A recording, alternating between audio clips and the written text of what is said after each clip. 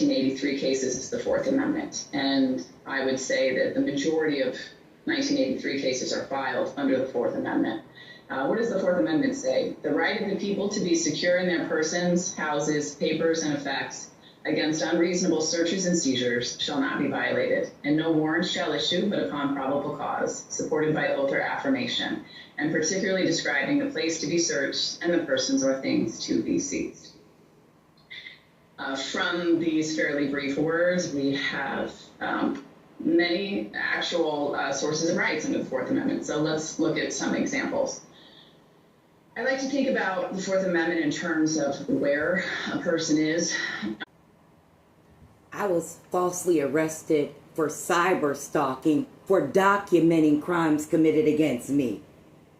Excessive force, again, a very common, I would say very commonly known cause of action, excessive force. And so... I guess they made it up. It was a fake charge. I don't know where they got that from, but that was 2022. And I wasn't even hardly home. I was on my boat, which they stole my car, so I couldn't leave after Roy moved me here, Joe Biden. Examples of this are, a man being put in a chokehold despite not resisting arrest. He's talking to the police, maybe he's verbally arguing, and the police decide to use a chokehold or, to take him down, as they call it, or use some other excessive force they didn't need to use, force that was unreasonable. Other examples of excessive force go so far as, being shot and murdered. Orlando Castillo. Many people would argue he was shot for no reason at all. I was drone, drug in. It's in Georgia. It's all documented.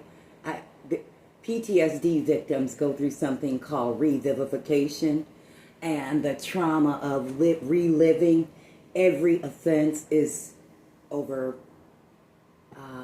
the top. So I'm trying to scale it back because I know I've submitted these messages digitally on numerous occasions. I've talked about the rapes, the kid.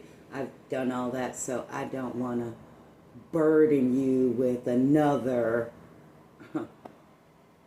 11 years of victim statements because I just want relief at this point.